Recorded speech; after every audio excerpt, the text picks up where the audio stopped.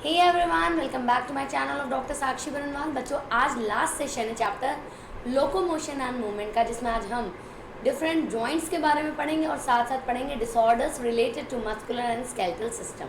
तो let's get started. This is your educated doctor Sakshi Barnwal and I am a BDS gold medalist from MS Ramaya Dental College. So apart from being a dentist, I am a very passionate educator, a social worker, a COVID warrior and many more. तो बच्चों, ये मेरा Telegram group है जहाँ पे आप join करिए और यहाँ पे आपको हैंड रिटन नोट्स, आपको क्विजेस, कोई भी आपकी क्वेरी उसके answers, any suggestions you want, any problems you have related to your preparation, you will get the answer over here and all the updates related to NEET exam you will get and live session. आपके sessions तो लगते ही रहते हैं, तो इसका link नीचे description box में भी दिया, आप वहाँ से भी ले सकते हैं। तो बात करें आप जॉइंट्स और disorder of muscular and skeletal system. तो जॉइंट ऐसी चीज़ है जो कि दो मसल को या मसल को कार्टिलेज के थ्रू जॉइन कर रहा है, राइट। तो वो होता है दो जॉइंट। तो आर्टिकुलेशन किसका है? बिटवीन टू और मोर बोन्स और बोन एंड कार्टिलेज। उस पॉइंट को जॉइंट कहते हैं जहाँ पे दोनों जुड़ते हैं। स्टडी ऑफ जॉइंट को हम क्या कहते हैं? हम स्टडी ऑफ जॉइंट को आर्थ्रोलॉजी कहते हैं। क्या कहते हैं बच्चों? आर्थ्रोलॉजी। 1 second, yes. तो study of joint is known as arthrology, right. अब अगर हम क्लासिफाई करें हमारे जॉइंट्स को, तो 3 तरह के जॉइंट्स हम देख सकते हैं, एक फाइब्रस, एक cartilaginous and third is synovial, right, या साइनोवियल, जो भी आप प्रोनाउंस कर सकते हैं। फाइब्रस में मेनली फाइबर्स रहते हैं और वो बहुत ही फिक्स्ड जॉइंट होते हैं। कैसे होते हैं? बहुत ही फिक्स्ड और फर्म जॉइंट, यानी कि जो मूव नहीं कर पाते हैं। जैसे कि आपके क्रेनियम में, स्कल के अंदर जो ब्रेन आपका रहता है कवरिंग उसका, उसमें जो जॉइंट्स होते हैं आपके फ्रंटल पैराइटल लोब के बीच में, ये सारे जॉइंट क्या हैं? फाइब्रस जॉइंट है, जिसके थ्रू कोई भी मूवमेंट नहीं हो पाता है फर्दर। सेकेंड है कार्टिलेजिनस जॉइंट, जिसमें सेमी मोबाइल मोबिलिटी देखी जाती है, लेकिन थोड़ा सा एक एक्सिस पे या थोड़ा सा मूवमेंट पॉसिबल हो। लेकिन साइनोवियल जॉइंट जब देखा जाए तो उसमें काफ़ी इजी मोशन देखा जाता है। दे आर फ्रीली मूवेबल, क्योंकि उनके अंदर एक फ्लूइड भी प्रेजेंट होता है जो कि उसको लुब्रिकेट करता है और मूवमेंट में मदद करता है, जिसका नाम है साइनोवियल फ्लूइड। तो पहला हम बात कर रहे हैं फाइब्रस जॉइंट की। तो इसका मूवमेंट एकदम रेस्ट्रिक्टेड है, यानी कि ये कोई मूवमेंट अलाउ नहीं करता, क्योंकि बोन जो है बहुत टाइटली हेल्ड है। किसके थ्रू? वाइट फाइब्रस टिश्यू के। वाइट फाइब्रस टिश्यू ज़्यादा फर्म होते हैं, ज़्यादा डेंस होते हैं, इसकी वजह से उनका जो फिक्सेशन होता है काफ़ी ज़्यादा फर्म रहता है। एग्जाम्पल क्या है? सूचर्स, जो स्कल में डिफरेंट बोन के बीच में जॉइंट है, दैट आर फाइब्रस जॉइंट। ऐसे टीबिया एंड फिबुला, जो हमारे बोन्स है, हमारे लेग्स के बोन है, राइट, नी के नीचे दोनों बोन अपने आप को कैसे ज्वाइन करते हैं? इसी फाइब्रस जॉइंट के थ्रू। कार्टिलेजिनस जॉइंट की जब बात करें तो यहाँ पे कार्टिलेज की मदद से दो बोन ज्वाइन हो रहे हैं, या कार्टिलेज से बोन ज्वाइन हो रहा है, राइट। इसका एग्जांपल हमारा वर्टिब्रल कॉलम। वर्टिब्रल कॉलम, जो एडजेसेंट वर्टिब्रा होते हैं, वो एक दूसरे के ऊपर कुछ हद तक मूवमेंट शो कर पाते, इसलिए आप बहुत अच्छे से बेंड कर पाते हैं, क्योंकि एक एक वर्टिब्रा एक दूसरे के हिसाब से थोड़ी मूवमेंट शो करता है। और ऐसे कई सारे जब वर्टिब्रा मूवमेंट एक साथ शो करेंगे तो आप चीज़ों को, अपने बैक को बेंड कर पाते हो, मूव कर पाते हो, राइट। तो ये जो वर्टिब्रल कॉलम के एक एक पार्ट है, एक एक वर्टिब्रा है, उनके बीच में जो जॉइंट है उसको क्या कहेंगे हम? Cartilaginous joint. Last but not the least, freely movable. कौन सा ऐसा पार्ट है आपके बॉडी में जिसको आप फ्रीली मोबाइल कर सकते हो? आपके नीज को, आप जब चलते हो अपने नीज को बेंड करके आप ज़मीन पे भी बैठ जाते हो, या एक्सरसाइज करते हो, ठीक है, पनिशमेंट मिलती है तो वो भी बैठ के, मुर्गा भी बन के बैठ जाते हो। किसके थ्रू? इसी साइनोवियल जॉइंट के थ्रू, क्योंकि इसके अराउंड होता है एक फ्लूइड जो इसको बहुत अच्छा लुब्रिकेशन और मूवमेंट की फैसिलिटी देता है, जिसका नाम है साइनोवियल फ्लूइड। कंसिडरेबल मूवमेंट क्यों होता है? क्योंकि इसके सराउंडिंग में एक आर्टिकुलर कैप्सूल बना होता है। उस कैप्सूल को दो चीज़ें मिलके बना रही है, दो स्ट्रक्चर बना रहा है, राइट। पहला लेयर बना रहा है आपका फाइब्रस कैप्सूल और दूसरा होता है इनर साइनोवियल मेम्ब्रेन, ठीक है। इसके अंदर साइनोवियल फ्लूइड सिक्रीट होता है जो कि लुब्रिकेट और नरिशमेंट देता है हमारे आर्टिकुलेटिंग कार्टिलेज जो कि उस मोशन में मदद कर रहा है। तो दो बोन है डेफिनेटली, बीच में कार्टिलेज है, उसके अराउंड साइनोवियल फ्लूइड है। ये सारे मिलके इस फ्री मूवमेंट में एक दूसरे के थ्रू कंट्रीब्यूट कर रहे हैं, तभी ये मोशन पॉसिबल होता है। ओल्ड एज में स्टिफनेस ऑफ जॉइंट होता है, क्यों? क्योंकि साइनोवियल फ्लूइड कम होने लगता है। ज़्यादातर देखते हैं जो बुजुर्ग लोग होते हैं उनके जोड़ों में दर्द शुरू हो जाता है, बेंड नहीं कर पाते, धीरे धीरे वो ज़मीन पे ही नहीं बैठ पाते। आजकल तो ओल्ड एज छोड़ो, यंग एज में भी लोगों को हो रहा है। क्यों? यही साइनोवियल फ्लूइड कम होने लगता है, क्योंकि एजिंग हो रही है और एजिंग के साथ साथ चीज़ें आपकी डेड होने लगती है। जितना प्रोग्रेस आपका बर्थ से मैच्योरिटी तक होता है, उतना ही डिटीरियोरेशन शुरू होता है आपके मैच्योरिटी के बाद ओल्ड एज की तरफ, right. According to shapes of bone and types of movement, synovial joints are of 6 types. 6 तरह के जॉइंट्स होते हैं, साइनोवियल जॉइंट होते हैं। पहला होता है ball and socket, most common joint. आपके एल्बो पे, आपके शोल्डर पे, ये क्या है, सॉरी नॉट एल्बो, आपके शोल्डर पे, आपके पेल्विक गर्डल पे, जहाँ पे फीमर अटैच हो रहा है, ये सब क्या है आपके, ये सब आपके बॉल एंड सॉकेट जॉइंट है। बॉल एंड सॉकेट क्यों बोलते हैं? क्योंकि बॉल जैसा स्ट्रक्चर एक बोन का होता है और दूसरे बोन का सॉकेट लाइक स्ट्रक्चर होता है, जिसपे वो जाके फिट हो जाता है, इसलिए इसका नाम क्या है, बॉल एंड सॉकेट जॉइंट। कहाँ होता है? शोल्डर पे होता है और आपके कहाँ पे, पेल्विक गर्डल पे होता है, राइट, पेल्विस पे होता है, जहाँ पे एसिटाबुलम और फीमर का हेड एक दूसरे से ज्वाइन करता है। नेक्स्ट है हिंज जॉइंट, जो कि एक प्लेन पे मूवमेंट शो करता है। अगर नी को देखें तो नी को आप एक तरफ मोड़ सकते हो बट उल्टी तरफ नहीं मोड़ सकते हो, राइट। तो एल्बो की भी बात करें तो आप एल्बो को ऐसे मोड़ सकते हो, बट क्या एल्बो को नीचे की तरफ मोड़ पाओगे? नहीं। एक प्लेन में जिनका मूवमेंट पॉसिबल है, तो नी हुआ, एल्बो हुआ, पैर का एंकल हुआ, फैलेंजेस हैं आपकी उंगलियां, ऐसे मोड़ सकते हो, ऐसे एकदम टेढ़ा नहीं कर सकते। कुछ लोग में करामती फ्लेक्सिबिलिटी होती है, वो अलग बात है, बट नॉर्मल ह्यूमन बीइंग नहीं कर पाते हैं। पाइवट जॉइंट की बात करें तो ये भी वन प्लेन मूवमेंट है, बट इसका प्लेन डिफरेंट होता है। दिस प्लेन कुड बी, एक लॉन्गिट्यूडनल एक्सिस होती है, इसकी लैटिट्यूडनल एक्सिस होती है। तो ये भी एक प्लेन पे ही मूवमेंट कराता है, जैसे कि एटलस और axis.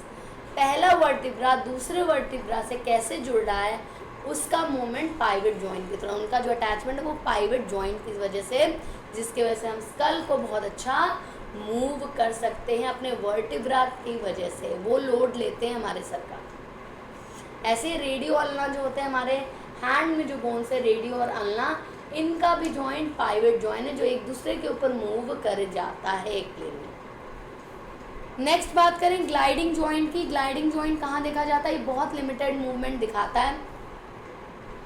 Joint between carpal bones and between the tarsal bone. तो आपका जो कार्पल होता है, कार्पल बोन होता है, सॉरी यहाँ पे कार्पल, जो आपके रिस्ट पे होता है, राइट, रिस्ट पे होता है, वो होता है कार्पल बोन। ऐसे पैर के टार्सल में भी देखा जाता है। तो ये ग्लाइडिंग मूवमेंट होता है, ग्लाइड तो कर रहा है लेकिन रेस्ट्रिक्टेड ग्लाइडिंग देखी जा रही है। ऐसा भी नहीं सर वो एकदम 180 घुमा दो, इधर घुमा दिए, इधर तो नहीं जाएगा। तो एक लिमिटेड मूवमेंट दिया गया, बट फ्लेक्सिबल है काफ़ी। सैडल जॉइंट कहाँ होता है? आपका बॉल एंड सॉकेट जैसा ही होता है, बट ये थोड़ा सा उनसे कम डेवलप होता है, उतना डेवलप नहीं हुआ होता। तो जब हम देखते हैं हमारा जो हैंड का कार्पल है और मेटाकार्पल हमारे थम्स के पास, उनके बीच में जो जॉइंट होता है उसको हम क्या कहते हैं? उसको हम कहते हैं सैडल जॉइंट। बिल्कुल बॉल एंड सॉकेट की तरह होता है, बट बिल्कुल बॉल एंड सॉकेट की तरह होता है, बट वो उतना फुली डेवलप्ड नहीं होता है। 1 सेकेंड। नेक्स्ट बात करें कॉन्डिलॉइड जॉइंट के, तो कॉन्डाइल्स पे जॉइंट देखा जाता है, और कॉन्डाइल्स पे जब जॉइंट देखा है तो उसको कॉन्डिलॉइड जॉइंट कहते हैं, जो कि मेटाकार्पल्स के बीच में और फेलेंजेस के बीच में देखा जाता है। यानी कि हमारे जो फेलेंजेस है, डिजिट्स के अंदर छोटे छोटे पार्ट्स है, उनके बीच में कॉन्डिलॉइड जॉइंट प्रेजेंट होता है, जो कि 2 प्लेन में मूवमेंट शो कर सकता है, एक आगे की तरफ और साइड के तरफ भी मूवमेंट शो कर पाता है। थंब देखो ऐसे ऐसे भी जा रहा है, ऐसे ऐसे भी जा रहा है, राइट। तो 2 प्लेन में मूवमेंट शो कर पाता है। अब डिसऑर्डर की बात करें, last but not the least, बहुत इंपॉर्टेंट है, बहुत ही मतलब छोटे छोटे क्वेश्चन यहाँ से निकलते हैं आपके लिए। तो पहला बात करेंगे माइस्थेनिया ग्रेविस, ठीक है, बहुत ही कॉमन डिजीज़ है, बड़े महान महान हस्तियों में ये डिजीज़ देखी गई है।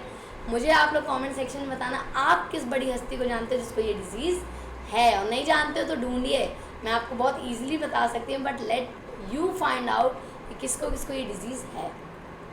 ये एक ऑटो इम्यून डिजीज़ है जिसमें न्यूरोमस्कुलर जंक्शन है, उनमें आपके डिजीज़ देखी जाती है, जिसकी वजह से आपका स्केलेटल मसल वीक पड़ जाता है, ठीक है, स्केलेटल मसल आपका वीक पड़ जाता है जो कि स्केलेटल सिस्टम के ऊपर होता है, तो फटीग हो जाता है और अल्टीमेटली पैरालिसिस देखा जाता है उन स्केलेटल मसल के अंदर। तो एक तरह का ये ऑटो इम्यून डिजीज़, यानी अपने ही सेल को बॉडी नुकसान पहुंचाता है, राइट।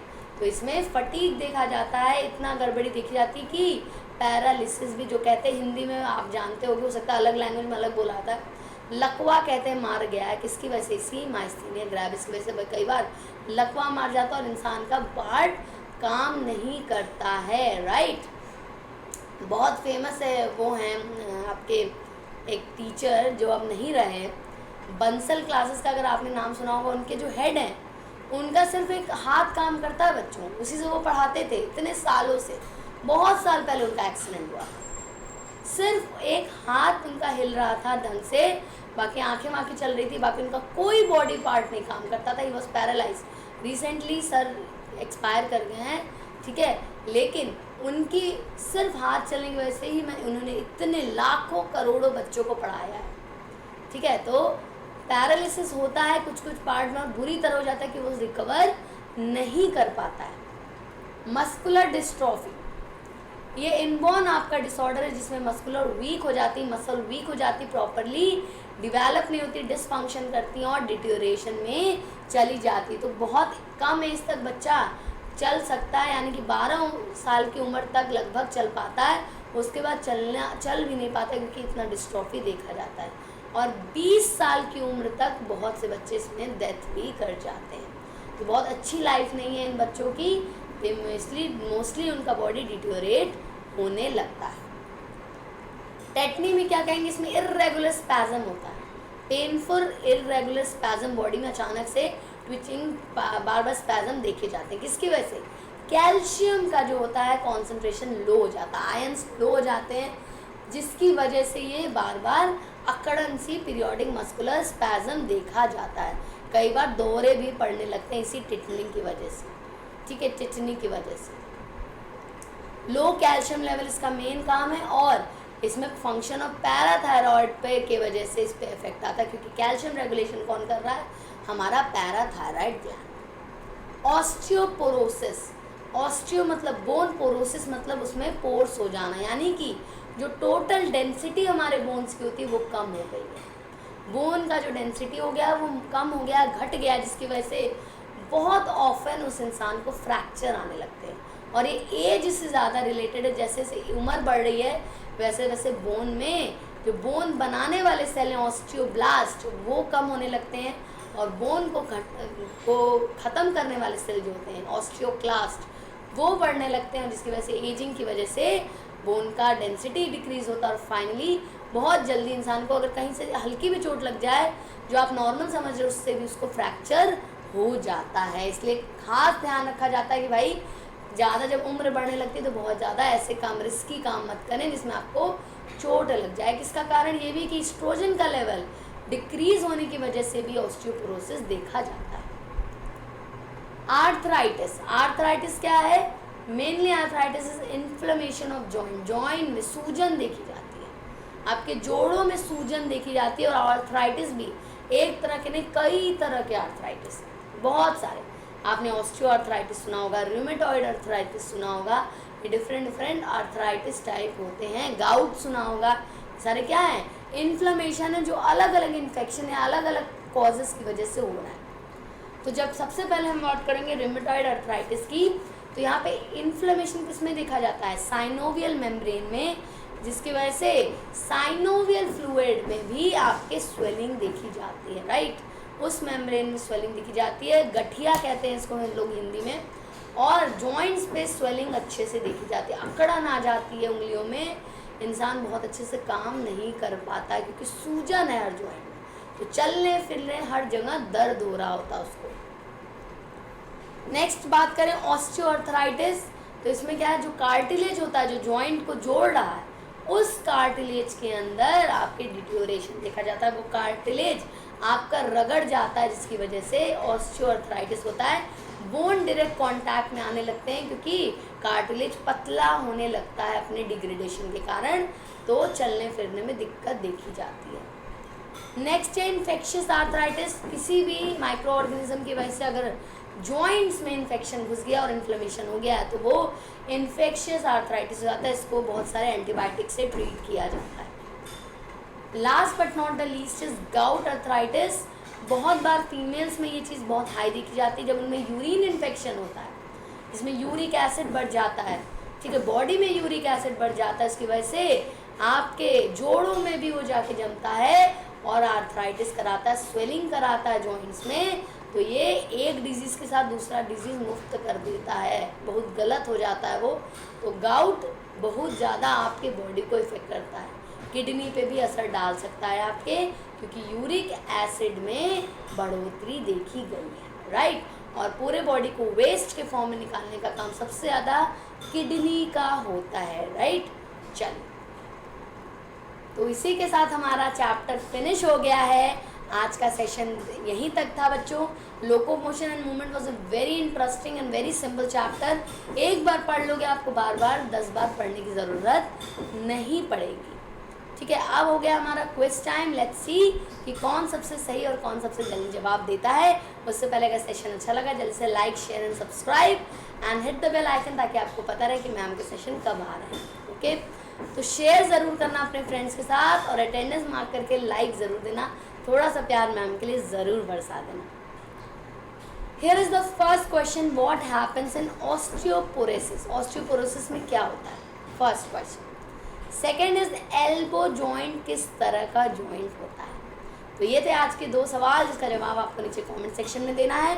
कोई डाउट लगे तो आप टेलीग्राम के थ्रू मुझसे बात कर सकते हैं, साथ साथ इंस्टाग्राम का भी आपको नीचे लिंक दिया हुआ है, वहाँ से भी मेरे से बात कर सकते हैं, okay. Thank you everyone, have a great day, like share and subscribe and hit the bell icon. खुश रहिए, मस्त रहिए, पढ़ते रहिए और स्वस्थ ज़रूर रखिएगा अपना और अपनी फैमिली का खूब सारा ख्याल भी रखिएगा। मिलते हैं नेक्स्ट चैप्टर के साथ नेक्स्ट अगले दिन। थैंक यू टिल देन के लिए, हैव अ ग्रेट डे।